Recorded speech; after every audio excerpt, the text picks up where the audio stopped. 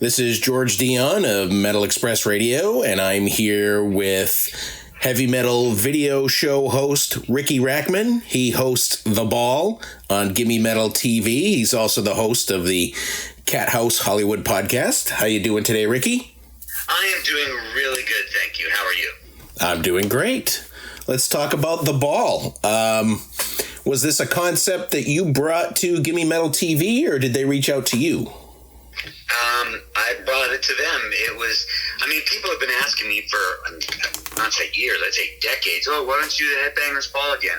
And it's not really that easy. You can't just do a video show on MTV or something like that. So I was at a NASCAR race, and there was a Megadeth car, and it said Gimme Radio, and then it said Gimme Metal on the trunk, and I'm like, what's Gimme Metal? So I looked at it, and I was like, oh, this is kind of cool. And then I reached out to them, and I was like, hey, do you guys want to do a show, like a heavy metal TV show? And they're like, yes. I'm like, okay. I film all the segments. I pick all the videos. I do all the interviews. And I send you the show. And they're like, sounds good. And it just ended up working really great. And it's a good relationship between me and them. And their mind of what a good metal channel is sort of in the same as mine. And it just worked out really good. They're really easy to work with, and it just worked out better than expected. How many episodes do you have set to go, and how many do you plan to do? The third episode will air this Saturday, and then there's altogether, I think there's 5 episodes, and the third one, fourth, and fifth one. Yeah, so we've got 3 more episodes to do. I'm not sure what the plan is after that. It's we'll figure it out then. I'm not really sure. I know we're going to do 3 episodes, and not only is the show's airing Saturdays, and it's getting like way bigger audience than we ever anticipated. But the thing that's interesting is we have a huge audience overseas and international. So what we decided to do is start replaying it at Friday, which would be like Friday mornings, afternoon in America, but 6, 7 o'clock p.m. overseas. So it ends up working really good. So you can watch the show Saturdays at 9 o'clock Eastern on the Give Me Metal app in America. And then Fridays you can watch it at like 10 o'clock West Coast time, 1 p.m. East Coast time. You can see the show on the Fridays if you missed the Saturday show. Did that make sense, or am I rambling? No, it made sense. Probably more for people overseas, but I was actually going to ask you about the time thing. You're actually airing this live versus on demand. A lot of people are like, oh, well, why isn't it on YouTube? I'm like, because it's not that type of show. Oh, well, you should have it on demand. It's not that type of show, and there's several reasons why. We are all lazy right now, and we watch shows whenever we want to watch shows. This show has a live chat, and so when we're on live Saturdays, everybody all over the world's in the chat, and it's so much fun talking to all these people, literally from all over the world, and I would be guilty of this too. If there's a show on and I'm watching it and I'm not interested in the video, I hit fast forward and I'll skip it. But you can't do it on the ball. So what you find yourself doing is watching videos and listening to music that you might not have been exposed to. And the beauty is that I'm very lucky in the way of I've got people that are my age listening, but I've also got people that are in their teens watching the show. So they might be exposed to an older band they weren't aware of. And then the people from my age groups are hearing a lot of new bands. So, what I always say on the ball is honor the old and embrace the new. So we have old and new. And I know for a fact, just like when I was on Headbangers, people would always say, oh, you turned me on to Pantera or Rob Zombie or whatever. I've already had people say, oh, you turned me on to Spirit Box or Alien Weaponry or stuff like that. So it's really cool to know that this show is also serving a purpose of getting new stuff out there. And I'm very, very strict on any video that I play on the show. So if it's on the show, it's going to be good. So versus your time on Headbangers Ball, you pretty much have all the control with the content of the episodes and anything that goes along with it. It would be 100% the opposite. Headbangers Ball, I had 0 say. On the ball, I have 100% say.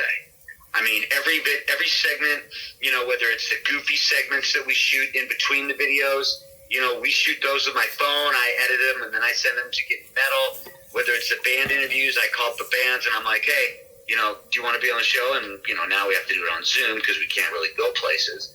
And I just interview them and I edit it and I send it to them. So it's from having zero control to having all the control. Zero control, I can tell you, is a lot easier. Have you had any problems clearing any of the videos? Well, we don't play them unless we can. I mean, yes, there are bands like, the first day out there, I'm like, let's bust out with this classic Iron Maiden. Oh, we can't. Okay. So that has been an issue, which is something that, it gets frustrating. But the thing that I think a lot of people are starting to see is like, wow, the show is really important. Like, nobody knew it was going to have as many viewers as it did. I hoped it would. But, it's we live in a different time. Back when I did MTV, labels were spending money to get us to come film our show where their band is now, because people in the bands aren't making money and labels want money to play their videos, and we're not in the habit of paying to play a video, especially because the ball is free. The ball is not part of a pay service, and without ads, it's like, look, it's costing us money to do the show every single week. So, but labels have been really, really good. Certain labels like Metal Blade or Season of Mist or whatever, they're just like, what can we do? What can we do? So now for this Saturday's ball, we have the first time people are going to see the new Cannibal Corpse video and the new video from Fear Factory, and we have new videos that we get to turn everybody onto. Then that's kind of fun. So with your time back in Headbanger's Ball in the early 90s, how do you think that the heavy metal scene has changed since then?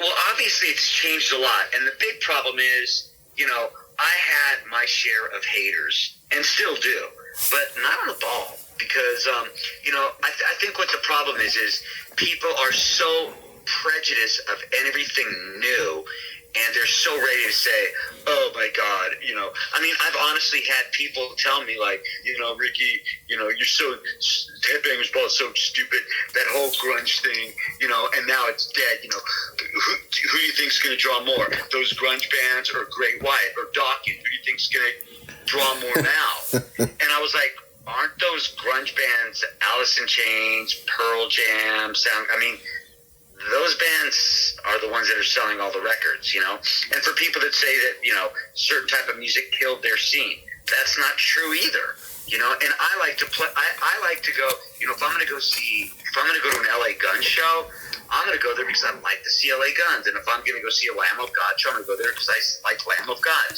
And people think that there has to be this division in the genres. And there isn't, I listen to music that I like, and I don't know if it's Norwegian death metal or if it's, speed, core, math music. I don't know. I just listen to stuff I like. And I think that so far we're so ready to, judge. And, I go on something like the Monsters of Rock cruise where there's all these 60-year-old people that are pissed off at me, and I'm like, you guys are blowing it. You don't even know that that you can love the new music, love the old, and if you're not going to love the new, there isn't going to be any more new music, So people are so set in their cliques, and, I'm playing, on the new show, I'm playing everything from, like, Cannibal Corpse to a Faster Pussycat video. I tend to skew towards the heavy stuff. That's because that's what I like. Everybody's like, well, why don't you play all the music from Cathouse? I'm like, I'd love to, but that's not this show. This show is the ball where we play heavier stuff, more outlaw stuff, Right, and I'd say as a listener, listening to you or watching you on the Headbangers Ball back in the day and looking at the heavy metal scene today, I'd say that there's a gigantic influx of European metal bands that are kind of taking over. But on the flip side, the U.S. bands are finding more success over in Europe. Yeah. It's interesting. There's a lot of bands in all. Like I said, I listen to music because I listen to music, and it doesn't matter. We sometimes will just search on Spotify. Okay, we like this band, this band, this band. What band sounds like that? And unlike some people who are so not willing to like new stuff, I get excited when I hear new stuff. if there's something that excites me, and it is different, yes, there's a lot of screaming going on these days, but I kind of like that. And then occasionally I'll hear bands that remind me of bands from the 80s, and there's also a lot of bands from the 80s that I love, but I think the metal, like, I can't wait to go to some European metal festivals, because I heard there, it's like they mix everything. You can see, the heaviest of heavy with more melodic bands, and people are into that. And that's what I like. And I try to expose a little bit of all that stuff on the ball and have fun interviews. I've only, in the first two shows, it was, who did we have on a show? We had Death Angel, Exodus, Code Orange. And this weekend's show is Lamb of God, and then I think we're getting Dee Snider and Jamie Jost. It's just fun stuff. That's the whole thing. The show's fun. It's not supposed to be so serious, and I think that's lacking from a lot of stuff right now. True. I think there's a sort of seriousness with heavy metal fans that, it isn't true this or, by this formula or this and that. It's got to be true that there is some fun aspect to it that I think should be enjoyed. Yes, and I'm the first one, if you've seen The Ball, we have some goofy segments in it. I do some stuff that it's like, dude, this is like 4-year-old public access, and I don't care. I'm still doing it because I think it's fun, whether it's like the Reverend Riki segments or Where the F is Leah Vendetta, or, this Saturday's episode, we're eating the hottest peppers. I want to do stuff that's fun in between, and we also happen to play some really good videos. In addition to The Ball, you have your own podcast, the Cathouse Hollywood podcast. Do you want to talk a little bit about that? I have two podcasts, actually. I have the Triple R, which I do with Leah Vendetta, and we've had everybody from Zach Wilde to Burt Reynolds on that show. I was one of the last people to interview Burt Reynolds, and that show's a lot of fun. And then the one that's better known is the Cathouse Hollywood podcast, and that's all about the history of everything that happened around my club, the Cathouse.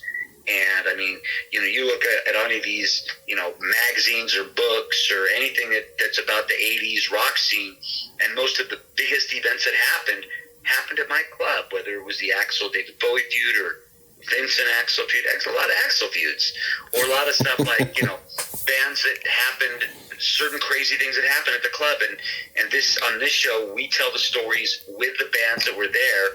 It's not a reporter saying, did you know that, Axl Rose chased David Bowie down the street. Instead, it's the DJ that was in the booth with David when he was drunk causing trouble. It's the people that were actually there telling the stories. And also, I describe a little bit what the whole climate was in 86 or 89 and what it was like back then.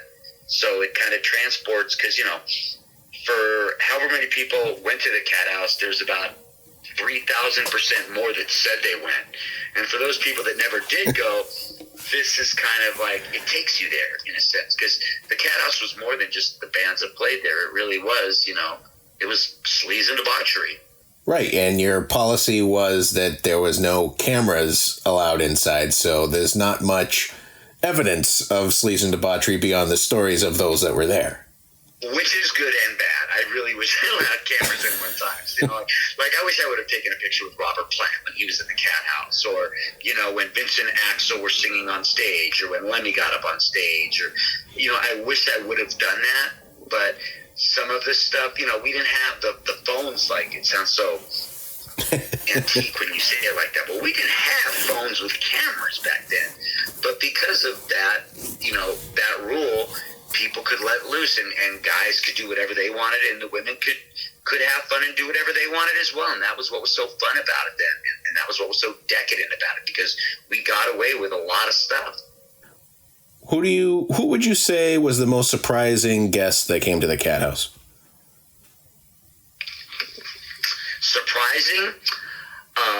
Milli Vanilli, Malcolm Forbes, who was one time the wealthiest man in the world. Oh, yeah.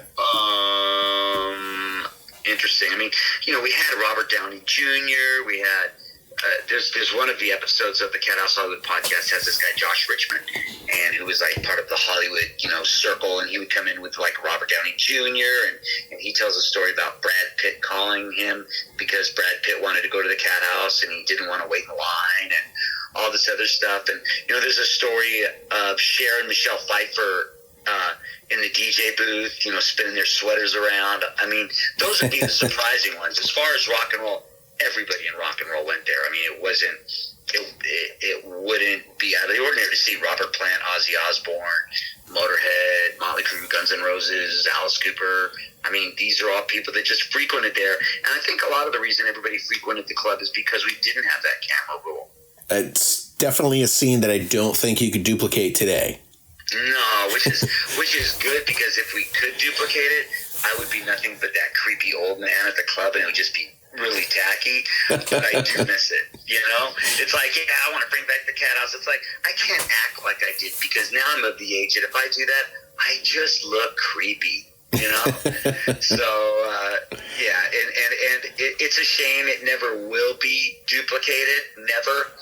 But it is great that I was lucky enough to be a part of that scene. You've turned the name The Cathouse into sort of your headquarters in North Carolina now, right? Absolutely. I mean, right now I'm sitting in an office, and there's 2 offices, and they sell Cathouse shirts and Cathouse jackets, Cathouse hoodies, and Headbangers ball shirts too. But the thing with the Cathouse shirts is,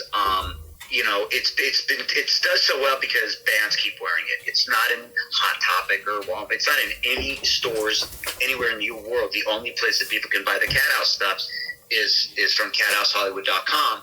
But because the brand is doing so good, I'm now saying, hey, what would it be like if I made these Dickies shorts? So, I'll make that. Or what if I do this design? And, when you have a girlfriend that's one of the world's greatest tattoo artists, I can say, hey, I want to design a shirt like this or shirts like that. So, there's a new line that I'm going to be coming out with called Cathouse Racing, which is sponsoring a few athletes. And, it's nice because it's nice to see the stuff fly out. It's very flattering, to see people still interested in this brand. It's so long ago.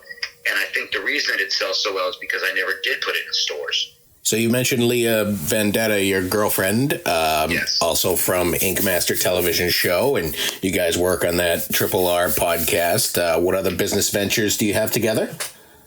Well, she's in the ball now, too, which, a lot of people, it's real easy. They could have been construed as like, oh, my God, it's like John and Yoko. Not that and you were like John Lennon. But it's like I put Leah in so many things, but people like it when she's in things, So she does a couple segments on the ball, and there's some other projects that we are working on. We've done several charity motorcycle rides where we've raised, quite a bit of money just riding all over North America and in France on a motorcycle. So those are the type of things that we're doing. But we both, our segments that we do in the ball, it's all for fun. There's no money being made in this thing. Right. So it's just fun. But we're both creative. We're both in different fields, but both kind of similar. I mean, rock and roll and tattoos kind of go hand in hand. So it's kind of fun to work on stuff together. How did you guys meet? On Ice-T's Twitter. I think what happened was, I think Ice-T said something, and she commented on it, and then I commented on hers, and then it kind of went back and forth, and then I was like, hey, I wouldn't mind having a tattoo from you, and which, obviously was just, I wanted to meet her, but she came down and tattooed me, and then, we just would send letters back and forth, and then it's just, it's just a typical sappy story that if I told you, everybody would be like, ugh.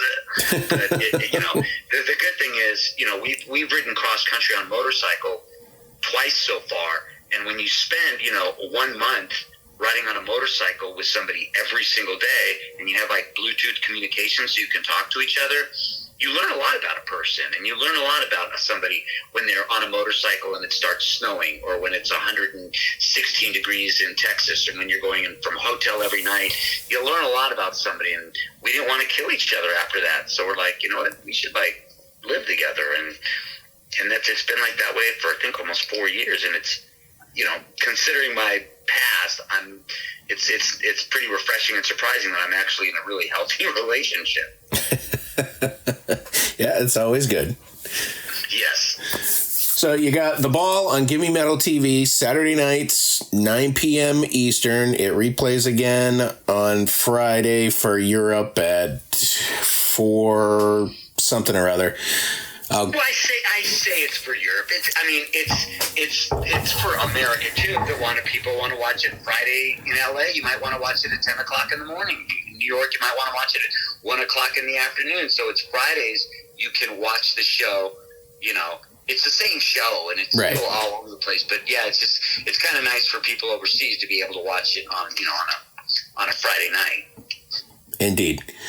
I wanted to let you know that I signed up. I never heard of Gimme Metal TV before I was going to talk to you, and I went and checked it out. I had no idea that something like that existed. It has portions that you have to pay for, a small monthly fee, and with a 30-day trial, and you could check out their metal stations, their TV show, and stuff like that. And I got to tell you, they have Riki Rachtman to thank for me signing up, and hopefully more people will sign up too. Well, I appreciate that, and the very cool thing is, the ball is free. I mean, it's great if everybody signs up, and that's definitely a benefit, but the ball is free. So if you watch the ball on Saturday nights, and it's free, but there's also like rad programming during the other times. So I mean, they've got DJs like Dave Mustaine has a show, Will Carroll from Death Angel has a show, Randy Blythe is sometimes on there, and just a bunch of different, it